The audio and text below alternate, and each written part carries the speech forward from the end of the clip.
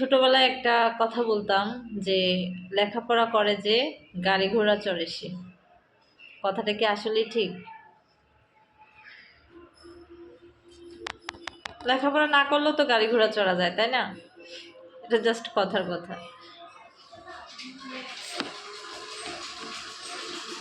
সবজি দিয়ে দিবে গাইস। তাড়াতাড়ি চলে আসলাম আমি। আজকে ফুলকপি দিয়ে মাছ দিয়ে চক্কর বক্কর রান্না করা হবে।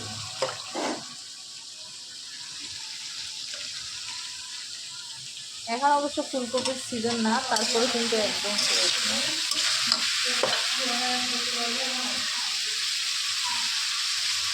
ঢেঁড়স দিয়ে পাতলা ঝোল, বেশি পাতলা না, মাখা মাখা রান্না। আর এই মাছ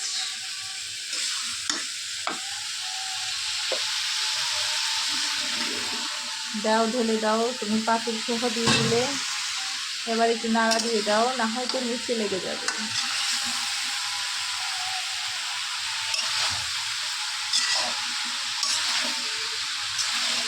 নাড়তে থাকো, নাড়তে থাকো।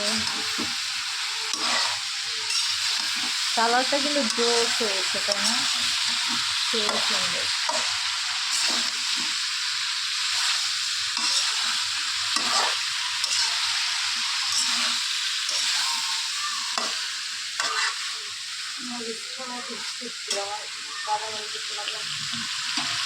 হ্যাঁ, করে ফেল, যেটা সব সাথে হয়, যেহেতু একটা বেজে গেছে অলরেডি। ব্যাস, ভালো করে একটু কষানো হবে, তারপরে এই মাছগুলো দিয়ে দিব। আজকে আমি খাবো মাছের এই লেজ। লেজ বেশি ভালো লাগে, একটু বেশি মচমচে হয়ে গেছে না? হ্যাঁ, তবে মাছটা কিন্তু অনেক বড়, পিসগুলো দেখে বোঝা যাচ্ছে একদম বড় বড় মোটা মোটা। কি রান্না করেছ আপু? ওরে, মাছের তেল দিয়ে রান্না?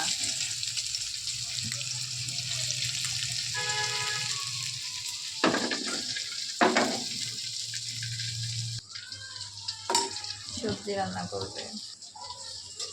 ঢেঁড়স, ফুলকপি, আলু। বাহ, মাছগুলো একদম কড়া কড়া ভাজা হয়েছে। নাড়াচাড়া দিয়ে দিই। মাছগুলো অনেক বড় বড় মাছ, সেজন্য পিসগুলো অনেক সুন্দর হয়েছে। টাটকা ফ্রেশ সবজি।